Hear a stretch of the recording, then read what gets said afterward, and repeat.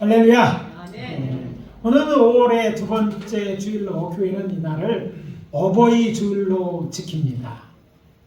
부모 공경에 대한 대표적인 말씀은 아시는 것처럼 시내산에서 여호와 하나님께서 모세를 통하여 당신이 택한 백성에게 명하신 출애굽기 20장 12절에 기록된 말씀입니다. 잘 아는 말씀일 거예요. 내 부모를 공경하라. 그리하면 내 하나님 여호와가 내게 준 땅에서 내 생명이 길리라. 흥미로운 사실은 그로부터 40년이 흐른 뒤에 모세는 모압 평지에서 저들의 다음 세대에게 동일한 말을 전했는데 그것이 신명기 5장 16절입니다. 오늘 본문이죠. 과거 우리나라는 다른 나라 사람에게 동방 예의지국이라고 불렸습니다. 이것은 중국인들이 예로부터 한민족이 사는 나라를 예의 밝은 민족의 나라라고 평했다는 데서 유래된 말입니다. 이런 평가에 대해 지금도 그런가?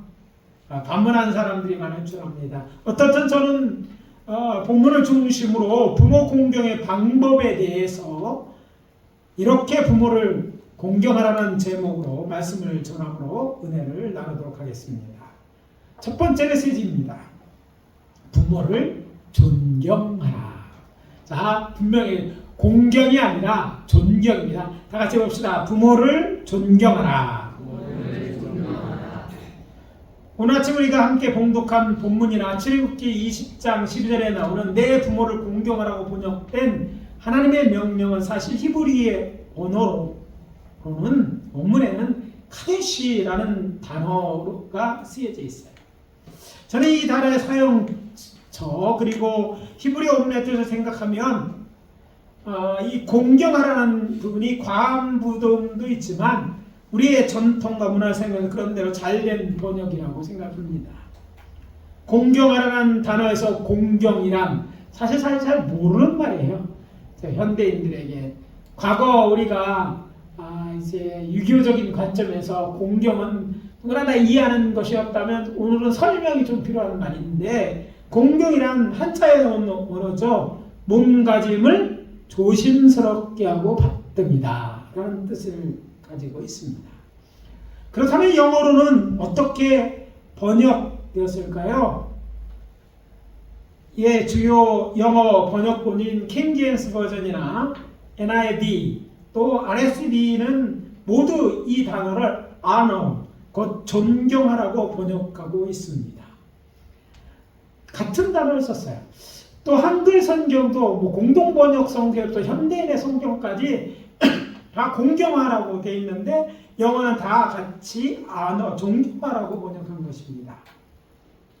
한글 성경에는 은유적으로 부모를 높이는 자로 여기고 받들어 섬긴다는 뜻으로 공경하라고 번역했습니다.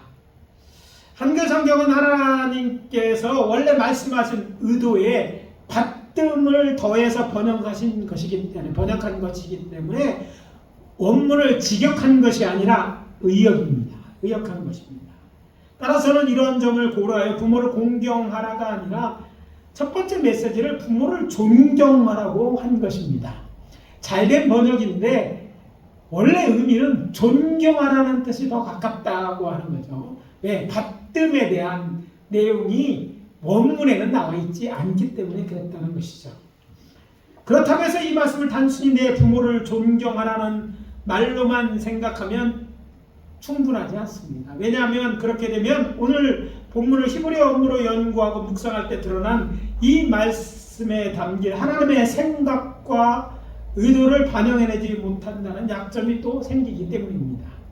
원문에는 하나님께서 자녀에게 있어서 부모를 어떤 존재로 여기고 또 그렇게 여기기를 원하는지가 잘 드러나 있어요. 자, 본문에는 안 나오지만 주변의 말씀, 다른 말씀을 보면 사실 이 말 속에는 이런 의도가 깔려 있는 것이라는 얘기죠. 원문을 보면 더 그렇습니다. 히브리어 단어 카데시는요, 사실 어떤 동사에서 왔느냐면 무겁다라는 동사에서 왔어요. 무겁다. 명예롭고, 그래서 이제 거기서 이제 파생된 용어인데, 명예로운, 존경스러운, 영광스러운 의미로 사용되었습니다. 그래서 이제 여기서 명예롭다는 말에서 영어는 그런 의미에서 honor라는 말을 사용했고, 또 우리 성경은 그거에다 다른 걸 포함해서 존경하는 의미를 포함해서 공경하다라고 번역했고, 저는 그냥 그 의미에 더 이제 섬기는 빼고 존경하라고 이렇게 이야기하고 있어요. 근데 비유적으로는 이런 의미가 됩니다. 왜 이렇게 명예롭다, 존경하다, 영광스럽다라고 비유적으로 되느냐 하면요, 번역하게 되느냐면, 이 무겁다 하는 말 속에 사람에게 어떤 대상이 무겁다는 말을 사용할 때 그 대상은 무거운 분이 된 거예요. 몸무게 많이 나가시는 분이 아니라, 몸이 부응한 그런 분의 의미가 아니라, 그분이 어떤 인격이나 그분이 가진 모든 것을 때 좀 무겁게 생각해야 될 분으로 과거에 그런 사람들이 이렇게 이해했다. 그래서 무거운 분이라는 분은 다른 말로 할 때는 어떤 면은 존경할 분으로 여겼던 거예요. 그래서 성경에서 하나님과 관련해서 이 단어를 쓸 때는 어떻게 그럼 번역하면, 하나님은 존경한다는 말을 넘어서서 어떤 분이냐, 영광을 받아야 될 분으로 해서 표현하는 거예요. 뿌리는 무거운 분인데 하나님은 사람들의 무겁게 여기는 존재조차를 넘어서지 않아요. 오히려 사람들이 정말 그를 높이고 그 앞에 정말 영광을 도려야 될 분이라고 생각해서 성경에 나오는 하나님 앞에 영광할 때 쓰이는 단어는 바로 이 단어예요. 같은 단어에서, 같은 어원에 쓰는 단어를 사용해서 하나님은 영광을 받으신다, 그런 의미에서 영광이라는 번역으로 번역된다는 거예요. 여호와 하나님께서 자녀들에게, 그들의 부모에게만큼은 이제 부모에게, 자녀들이 부모에게 이 단어를 사용하심을 통해서 하나님은요, 자녀들에게 부모는 어떤 존재? 무거운 존재. 또 그것이, 그 단어를 하나님에게도 쓸 수 있을 만큼, 그만큼 하나님 자신처럼 존경받아 맞다는 자로 여기시기 원하셨다는 것을 알 수 있다는 거예요. 무슨 말인지 이해가 갑니까? 부모는 나를 낳고 또 나를 사랑하고 또 보살펴주고 길러주신 분입니다. 내가 요구해서 그런 것이 아니라 무엇을 바꿔서 그런 것이 아니에요. 만약 부모가 없었다면 나는 세상에 없고, 아니 태어났다 할지라도 살아남지 못했을 것입니다. 사람만큼 정말 사람 구실하는데 시간이 오래 걸리는 존재가 없어요. 사실 저는 여러분 동물의 왕국 보면요, 눈은 낳자마자 걷다가 바로 뜁니다. 제 일을 하는 거예요. 사람은요, 그렇게 될 때 1년 지나고 1년쯤 되면 걷더라고. 우기는 좀 빨리 걷지만 걷고 말하고 먹고 뭐 지 표현하고, 또 그렇잖아요. 좀 더 기다려야 되잖아요. 그게 답니까? 사람 구실하려면 더 자라야 되고, 그리고 학교도 다니고 해서, 그리고 뭐 요즘으로 하려면 뭐 20, 30대나 돼야지 그래도 사람 구실을 한다고 생각할 만큼 되는 거예요. 그러니까 얼마나 더딘지 몰라요. 그런 인정이 낳고 그냥 내버려졌다고 생각해 봅시다. 어떻게 될게요? 죽을 수밖에 없어요. 연약해. 뭐 동물을 싸울 수 있는 뭐 발톱이 있어, 뭐 강력한 이빨이 있어, 뭐 없잖아요. 사람 모든 걸 갖고 태어나는데 없이 태어났다고 얻어갖고 사용하는 게 뭐니까 이에 이빨, 이인데 이도 없습니다. 그래 뭐 소화도, 뭔가 돌봄이 있어야 돼. 그것이 없으면 죽은 거예요. 근데 그 돌봄을 게 부모가 해준 거예요. 이 세상에 어느 누구도, 이 자리에 있는 사람 누구도 마찬가지입니다. 부모 없이 태어날 수도 없고 부모 없이 이렇게 살아남지 못하는 것입니다. 이걸 알아야 돼요. 여호와 하나님에 의해 아담과 하와가 생명을 얻고 인간이 되었으므로 인간이 하나님을 존경하고 영광을 돌려 마땅하듯이 자녀는 자신의 생명이 세상에 존경하게 된 부모를 존경해야 마땅합니다. 하나님께서 부모에게 주신 권위로 부모는 자녀를 길러야 하고 자녀는 부모의 사회적 지위나 소유나 지식 그 어떤 조건과 상관없이 자신의 부모를 존경해야 마땅합니다. 옛날 우리의 조상들은 예의를 중시하면서 유교에서 말하는 도덕의 기본 지침으로 3가지 강령과 5가지 인륜, 삼광오륜에 대해서 강조했습니다. 옛날에 봐서 다 이제 반납하고 기억이 안 날지 모르지만 아무튼 공자가 추천한 오륜, 그 5가지 인륜에서 제일 먼저 언급된 것이 바로 부자유친이에요. 부자유친.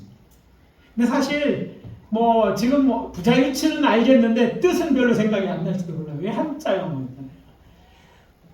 근데 한자를 이거 직역해도 문제가 있어요. 뜻이 뭐냐면 부자 간에 친밀감이 있어야 된다. 친밀함이 있어야 한다는 뜻이야. 친밀함이 있어야 된대요.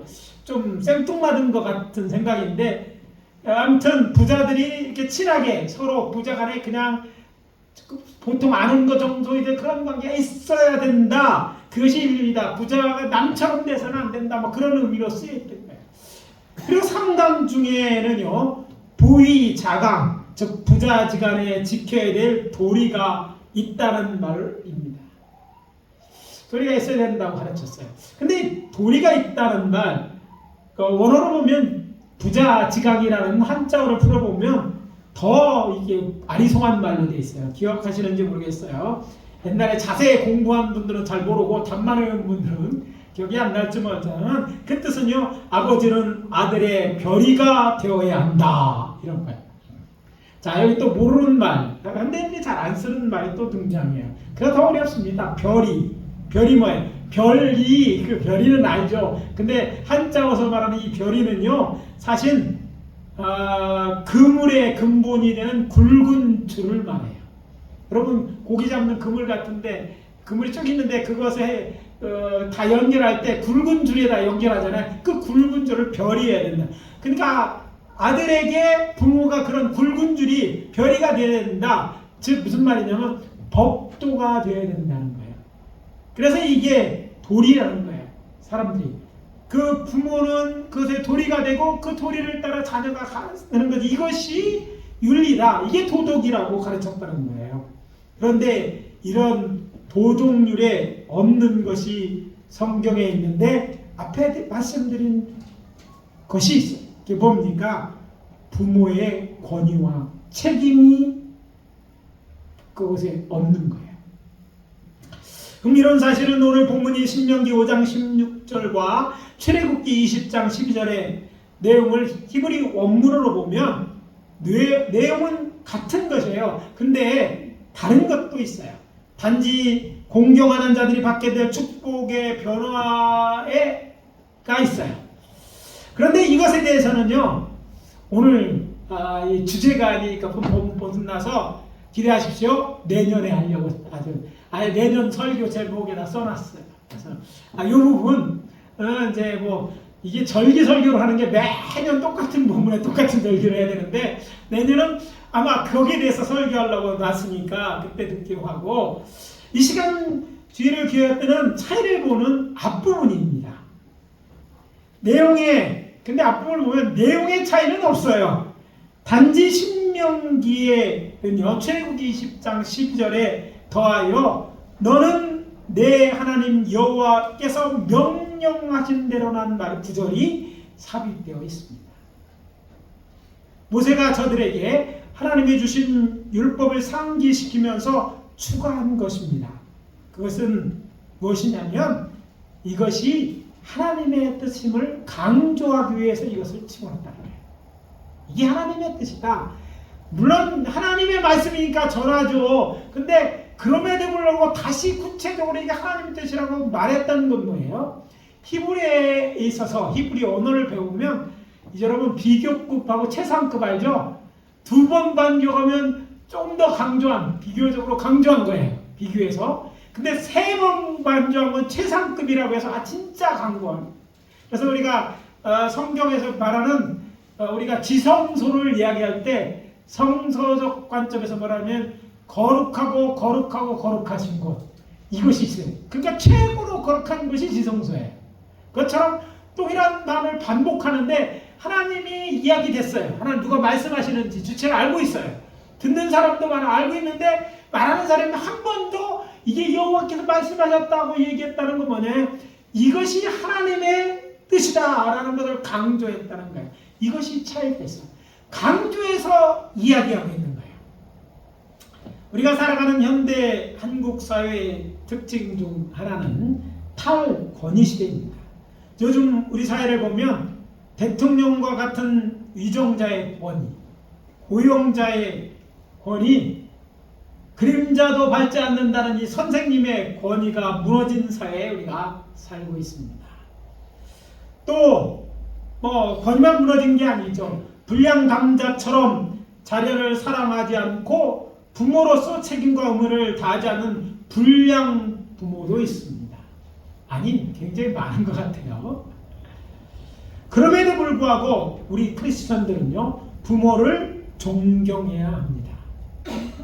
왜냐하면 하나님의 말씀에 부모 존중에는 어떤 조건이나 자격에 대해 언급하고 있지 않기 때문입니다.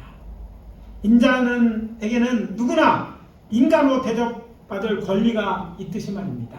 그러니까 부모는 부모로서 부모인 것 자체로만으로도 뭐예요? 그의 권위가 인정되고 또 그를 존경해야 된다는 거예요. 그것은 바로 이것이 하나님의 명령이고 또 하나님의 명령일 뿐 아니라 변치 않는 명령이기 때문에 그렇게 해야 되는 거예요. 오늘날 사람들은 이렇게 돼요. 부모가 내게 나쁜 것을 하면 그러면 뭐예요? 존경하지 않아도 된다라고 생각해요. 아니, 연극고 살자 뭐 이렇게 해요. 근데 이것은 성서적이 아닙니다. 하나님의 뜻과 반하는 거예요. 물론 부모가 그것을 하는 것 잘했다는 것이 아니에요.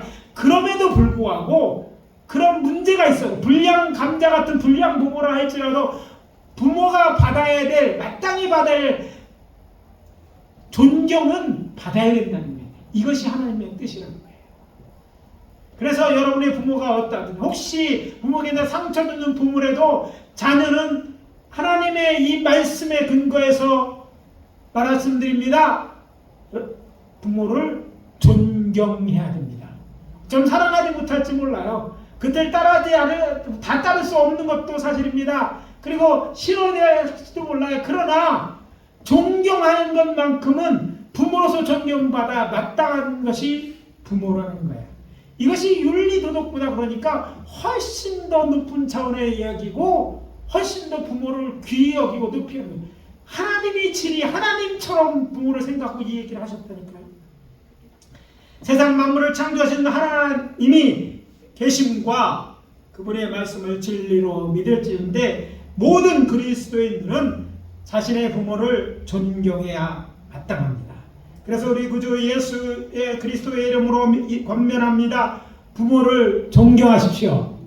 부모를 존경하십시오. 이것이 하나님의 뜻이고 명령입니다. 둘째, 어렸을 때는 부모에게 복종하고 장성하여서는 존중하라. 따라해봅시다. 어렸을 때는 부모에게 복종하고 장성하여서는 존중하라. 아마 이렇게 구체적으로 들으신 적이 없을 거예요.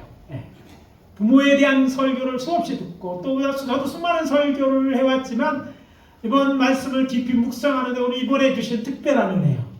제가 우리 교회에서 늘 얘기하지만 어떤 분은 거의 25년, 30년 가까이 제 설교를 듣고 있습니다. 제 설교의 그 목회자로서의 그 목표는 한 번도 들어보지 않은 것처럼 설교하는 거예요. 여기 개척한 지 내년이 20년인데 똑같은 본문이라도 관점이 다르고 내용이 달라지는 그런 설교를 하는 거예요. 근데 이렇게 이런 목표를 가지고 어떻게 하든지 하나님의 것을 찾다 보니까 이런 은혜, 자기의 놀라운 깨달음을 줬는데 이런 그 말씀을 전하게 된 것이에요. 오늘 본문 말씀을 성경에 기록된 대로 말한다면 부모를 존경하라는 한 말씀뿐이지만 여호와 하나님의 다른 명령 곧 쉐마로 알려진 말씀을 참조해서 자녀가 어떻게 부모를 존경해야 하는지 알 수 있습니다. 쉐마 곧 신명기 6장 4절입니다. 이스라엘에 들으라 우리 하나님 여호와는 오직 유일한 여호와이시니 너는 마음을 다하고 뜻을 다하고 힘을 다하여 내 하나님 여호와를 사랑하라. 이게 쉐마의 핵심이에요. 쉐마라는 히브리어 뜻은요 들으라는 거예요. 들어야 될 얘기. 이 얘기는 유대인들이 어려서부터 듣는 얘기고 어려서 처음부터 하는 나라가 이 말이고 죽을 때까지 하는 말이 이 말이기도 합니다. 그럼 매일 아침마다 남자들은 이 말을 암송함으로 하루를 시작하는 거예요. 그래서 이 쉐마는 유대인들이 평생 하는 말인데 그 말을 통해서 볼 때 부모를 이렇게 존경하기 위한 자는 이렇게 해야 된다는 그런 내용을 우리가 찾아낼 수 있다는 거예요. 5절에 구체적으로 어떻게 하나님을 사랑해야 하는지에 대한 말씀이 있고 이어서 저는 6절부터 9절까지는 이것입니다. 오늘 내가 내게 명하는 이 말씀을 너는 마음에 새기고 내 자녀에게 부지런히 가르치며 집에 앉았을 때든지 길에 갈 때든지 누워있을 때든지 일어날 때든지 또 뭐예요? 이 말씀을 강론하면 또 너는 또 그것을 내 손목에 매어 기호를 삼으며 내 미간에 붙여 표를 삼고 또 내 집 문설주와 바깥문에 기록할지니라. 그래서 유대인들은요, 이제 유대인을 보면 옷 잎에 속옷 이렇게 찌찌라고 뭔가 나와 있는 옷을 입습니다. 그리고 머리는 키파란 빵떡 모자를 쓰고 또 이스라엘 절 보면 앞에 뭔가 사각으로 된 나무 상자를 붙이고 검은 띠를 두르고 이렇게 하면서 성경을 보고 이런 것들하고 집에 들어갈 때는 오른쪽에 또 이 쉐마의 첫 글자 히브리어 단어가 쓰였는데 세어도 있고 그 안에 말씀이 들어간 걸 붙여온 거예요. 왜 이 말씀을 문자대로 살기 위해서 그렇게 하고 있는데 그것을 통해서 볼 때 우리가 알 수 있다는 거예요. 그건 7절입니다. 내 자녀에게 부지런히 가르치며 라는 단어를 통해서 알 수 있다는 거예요. 자, 이 가르치라는 명령을 부모에게 했어요. 그러니까 부모가 이 말씀을 가르치려면 두 가지가 필요합니다. 부모는 이 말씀을 하나님의 말씀이니까 가르치는 거예요. 하나님 명령에 따라. 자녀는 부모가 가르치지만 이게 하나님의 명령이니까 가르치는 것을 새겨듣고 행해야 되는 거죠. 생선 머리 떼고 꼬리 자르고 남은 가운데 토막같이 내 자녀를 부지런히 가르치라는 말씀에는요 부모를 존경하는 자들이 취해야 될 두 가지 태도가 있음을 알 수 있습니다. 이것은 자녀가 어렸을 때 곧 성인이 되기 전과 후로 나누어서 말씀드립니다. 세모에서 처자로서 부모 존경의 태도는 복종과 존중입니다. 가르치는데 가르치는 말씀에 복종해야 되고 가르치는 그분의 권위를 인정하고 그 길을 존중해야 된다는 것이죠. 먼저 복종에 대해 말씀드립니다. 여호와께서 부모에게 내 자녀에게 부지런히 가르치라 하시기 전에 이렇게 말씀하셨습니다. 6절이죠. 오늘 내가 내게 명하는 이 말씀 곧 하나님의 말씀을 마음에 새기고 그것을 자녀에게 가르치라고 명령하신 것입니다. 그런데 이 말씀에는 본문에 나와 있지 않은 감춰진 메시지가 있습니다. 여호와께서 부모에게 하나님의 말씀을 자녀에게 가르칠 권세를 주셨다는 것입니다. 권세를 주셨으니까 따라야 된다는 것이죠. 그냥 하는 것이 아니라 부모가 성경을 가르치는 것은 하나님이 명령하셨으니까 한다는 거예요. 이 권세 누가 줬어요? 하나님이 주신 거예요. 로마서 13장 1절입니다. 각 사람은 위에 있는 권세들에게 복종하라. 권세는 하나님으로부터 나지 않음이 없나니 모든 권세는 다 하나님께서 정하신 것이라. 그리고서 에베소 6장 1절입니다. 자녀들아 주 안에서 부모에게 순종하라. 이것이 옳으니라. 이런 권세를 부모에게 줬고 그러니까 너는 부모가 하는 말에 순종해라. 가르치는 것을 복종해라. 이렇게 하고 있어요. 그래서 자녀는 부모가 가르치는 하나님 말씀에 복종해야 하고 하나님의 뜻을 거스름만이 아니라면 순종해야 돼요. 왜? 부모는 하나님의 말씀을 가르치고 순종하라고 가르쳤으니까 부모는 다른 말로 순종을 요구하는 것이 아니라 적어도 하나님의 말씀을 가르쳐야 되고, 아니면 저들을 정말 위하는 것이고 하나님의 뜻과 반하지 않는 것을 가르쳐야 되고, 그렇게 할 때 그 하나님의 뜻을 거스르는 말이 아니라면 자녀는요 어렸을 때는 그 말에 순종하되 100% 순종하니까 말하자면 복종해야 마땅하다는 거예요. 그것은 부모의 권위는 여호와 하나님께로부터 나오기 때문입니다. 그렇지 않으면 하나님을 거스르는 것과 같기 때문입니다. 주의할 것은 언제까지 그 때에 관한 것으로 자녀가 어렸을 때는 그렇게 해야 된다는 것이죠. 그러면 유대인이 전통적으로 언제가 어렸을 때고 언제가 성인인가? 유대인의 전통은 그때에 대한 언제인지 기준을 제공합니다. 유대의 전통에 의하면 성인의 나이는 우리가 알고 있는 성인의 나이하고 다릅니다. 그 나이는요, 남자는 13세, 여자는 12세입니다. 이 유대인들은 여자가 더 성숙한다, 조숙하는 거 다 알았어요. 그래서 먼저 12살이면 성인입니다. 남자는 만 13살이 되면 그때 가서는 성인이죠. 따라서 이것을 적용하면 부모를 존경하는 자녀는 성인이 되기 전까지, 곧 어렸을 때 부모에게 복종해야 됩니다. 그러니까 성인이 되기 전까지는 무조건 부모의 말에 복종해야 마땅한 거예요. 하나님의 뜻을 거스리는 것이 아니라 복종해야 되는 거예요. 그런 말이기도 합니다. 유대인의 회당에 자주 가보거나 또 성지 순례를 통해 이스라엘을 방문해보면 종종 결혼식도 아니고 장례식도 아닌데 많은 유대인들이 뭐 남은 아닌 것 같아요. 가족처럼 모여서 즐겁게 어떤 의식을 치러가는 거거든요. 근데 주인공이 우리가 보면 초등학교 막 중학생 때는 꼬마 아이예요. 근데 이걸 대대대로 합니다. 심지어는 자기 나라에서 하지 않고 이스라엘 가서 해. 어떤 일은 제가 뭐 갈릴리 호수에서 하고, 어떤 데는 많은데 제일 많이 하는 게 예루살렘 서쪽 벽 앞에 보면요, 거기 그 광들이 있는데 거기에 많은데 갈 때마다 보면 그런 가족들이 있어요. 그럼 먼저 자리를 차지해야 되는데 그걸 찾아서 구역을 딱 해놓고 그들만이 막 축제를 하는데 주인공이 어린아이, 그 아이의 성년식을 치르고 있는 거예요. 여러분 혹시 성지순례 가보면 사람들이 모여있는데 막 아이를 놓고 막 축하고 막 즐겁게 모이는 모습을 보면 성년식 하고 있구나, 그렇게 알으라는 얘기예요. 그렇다면 장성하여 성인이 되었을 때는 어떻게 행동하는 것이 부모를 존경하는 방법입니까?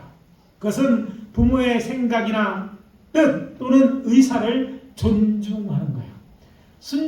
무조건 순종하는 건 아니에요. 이제는 복종하는 의미가 있는 게 아니라 부모의 의사를 존중해서 생각하고 본인이 결정하는 거예요.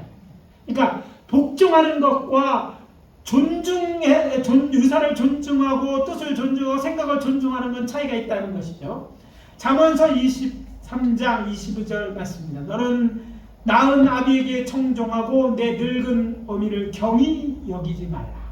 나이가 들더라도 너는 내 부모를 뭐하라는 거예요? 존중해라 라는 그런 내용인 거예요. 또 잠언서 15장 20절 말씀입니다. 지혜를 빗대어 부모를 존중할 것을 가르치는데 이렇게 되어 있어요. 지혜로운 아들은 아비를 즐겁게 하여도 미련한 자는 어미를 업신 여기느니라. 자, 사람들이 여러분 뭐 인생을 많이 살아보시면 아시겠지만 제일 부모로서 자녀, 어떤 사람들 뭐 할 때 무시할 때가 제일 미련한 자로 하거나 업신 여길 때 제일 감정이 상합니다. 밥을 좀 덜 먹고 이런 게 마음을 상하는 게 아니에요. 특히 자녀들에게는 그래요. 자녀가 부모를 무시할 때 부모는 굉장한 상실을 겪는 거예요. 여러분, 말을 함부로 하는 게 엄청나게 자녀가 부모에게 불효하는 거예요. 사실 부모 자녀에 의지해서 사는 사람도 있지만 대부분 오늘날 또 대부분 그렇지는 않잖아요. 근데 부모들이 그렇다 할지라도 부모로서 자기가 부모인 것, 부모로서 최소한의 존중받기를 원하는데 이것에 상처를 입으면요 굉장히, 성경도 그렇게 얘기하는 거예요. 그런 일을 하지 말라는 거예요. 존중하라는 거예요. 물론 부모의 말이 모든 걸 더 생각하는 자녀보다 되고 부모가 또 그 책임질 수 있는 것이에요. 성인이가 자기는 결정은 자기가 책임져야 돼. 단 부모의 의견이면 그가 사랑하고 나를 위해 자의 의견이니까 그 존중하라는 것이에요. 다른 얘기라면 듣고 일단 들어보고 존중에 거절하거나 또 나름 생각하는 이렇게 하는 것이 지혜로운 행동이고 그것이 하나님이 기뻐하는 하는 일이라는 말씀입니다. 부모를 존경하는 자는 부모를 무시하지 않고 부모의 말에 주의를 기울여 행동합니다.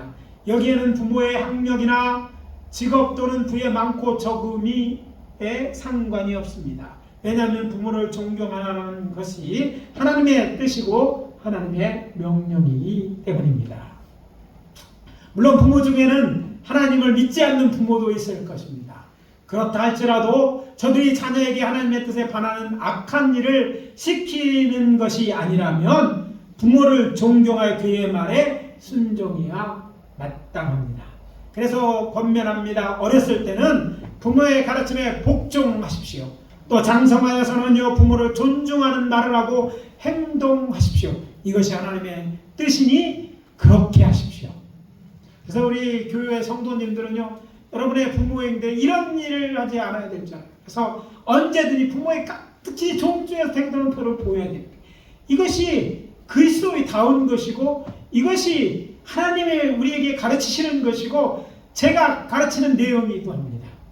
그래서 우리 이렇게 하면요 전 부모들이 굉장히 즐거워하고 기뻐하는 거예요. 안 믿는 부모라도 그렇게 해요. 물론 안 믿는 누가 교회 가지 말라고 그렇다고 부모의 말에 따라야 된다는 말이 아니잖아요. 그 부모를 주신 권위를 주신 하나님의 말씀에 부모는 해야 되니까 그거 다르니까 거절해도 돼요. 대신 존중하니까 아주 잘 이해하실 수 있도록 거절하고 또 존중해야 되는 거예요. 그리고 마지막 메시지는 이것입니다. 연약한 부모를 보살피라. 따라해 봅시다. 연약한 부모를 보살피라. 저는 부모를 공경하라는 한글 개역 번역이 원어와는 조금 괴리가 있지만 다른 성경 말씀과 실제적 측면에서 볼 때 좋은 번역이라고 말씀드렸습니다. 그것은 정말 부모를 존경한다면 연약한 부모를 보살피는 것이 마땅하기 때문입니다. 동양에서 부모에 대한 자식의 예의의 기본은 효라고 말합니다. 그래서 효를 얘기할 때 옛날에 우리의 조상들은요 5조 사정이란 얘기를 많이 했어요. 이것도 어려운 한자 성어인데 뭡니까 아시는 거예요. 까마귀가 자라서 길러준 늙은 어의 먹이를 물어다 먹여 은혜를 갖는 것과 마찬가지로 부모를 섬기는 자식에 지급한 효심을 말하는 거예요. 그렇지만 저는 굳이 이런 예를 들어 이 말씀을 설명하지를 원치 않습니다. 왜냐하면 성경에는 부모 공경에 관련하여 육체적으로 보살피는 부분에 대한 언급이 사실 거의 나오지 않기 때문입니다. 왜요? 왜 안 나올까요? 당연하기 때문이에요. 여러분 안 나온다고 없는 게 아니라 당연해서 말하지 않는 거예요. 그럼 당연한 걸 어떻게 할 수 있어요? 특히 구약 성경을 통해 확인할 수 있는 하나님 뜻, 그것도 하나님을 기쁘게 하시는 일은요 자기 부모뿐만 아니라 형제 자매 더 나아가서 어려운 이웃을 보살피고 도와주는 것입니다. 구체적으로 먹이고 입히고 어려운 일에 처했을 때 힘이 되어주는 이런 행위를 하도록 계속해서 얘기해요. 그것을 위해 따로 11조 말고 다른 11조도 하고 그것을 하는 것이 의로 여기고 그것을 하는 자 하나님의 상대는 얘기를 계속해서 하고 있어요. 탈무드를 보면요 자주 그런 내용을 설명하고 있어요. 그러니까 유대인들에게 이것은요 설명해서 되는 것, 그 얘기를 예를 들어서 얘기해서 가르쳐서 되는 게 아니라 다 그렇게 해야 마땅한 일이라는 거예요. 마태복음 25장 31절 이하에 보면 예수님께서는 인자가 자기 영광으로 모든 천사와 함께 오셔서 영광의 보좌에 앉아 모든 민족을 심판하실 때 창세로부터 예비된 날을 상속할 의인들은 자기가 줄일 때 목마를 때 나그네가 되었을 때 헐벗었을 때, 병들었을 때, 옥에 갇혔을 때 찾아와 보살펴주고 도와준 자라고 말씀하십니다. 다 들어있죠. 그런데 하물며 자신을 낳아주고 길러준 부모라면 그런 부모를 보살피는 일은 당연한 일이 아니겠습니까? 사도 바울은 믿음의 아들이요 목회자였던 디모데에게 이렇게 말합니다. 누구든지 자기 친족, 특히 자기 가족을 돌보지 아니하면 믿음을 배반한 자요 불신자보다 더 악한 자니라 말씀하십니다. 디모데전서 5장 8절입니다. 부모를 존경하는 자는 부모의 몸과 마음을 편안하게 해드립니다. 부모가 연로하신다면 우리가 어렸을 때 부모님께서 우리를 돌보아 주셨던 것처럼 우리가 부모를 잘 돌봐 드려야 할 것입니다. 밤에 잠은 잘 주무시는지, 식사는 제때 하시는지, 건강은 좀 어떠하시는지, 생활에 불편한 면은 없으신지 부모에게 관심을 갖고 살아가는 날 동안 부모님의 육신이 평안하도록 최선을 다해 섬겨야 합니다. 부모가 믿지 않아도 그래야 하고 형제 중에 믿지 않는 자가 있다면 그들보다 더 잘해야 됩니다. 하수만 있다면 더 자주 찾아야 되고 힘껏 생활비나 용돈도 드려야 되고 자주 연락도 해야 마땅해요. 이게 믿는 자로서 기본이에요. 이게 하나님이 원하시는 거예요. 이게 믿는 자가 마땅한 삶이라는 거예요. 연약한 도를 이렇게 하는 거, 보살피는 것이 이것이 부모를 존중하는 자의 삶이라는 거예요. 효자, 효녀가 되라고 드리는 말씀이 아닙니다. 대신 그것이 하나님의 뜻이니 그래야 마땅하거니 그리하라고 말씀드리는 것입니다. 이제 오늘 말씀을 정리합니다. 부모를 존경하십시오. 어렸을 때는 부모에게 복종하고 장성하여서는 존중하십시오. 연약한 부모를 보살피십시오. 내일 잘하려고 하지 말고 오늘 최선을 다하십시오.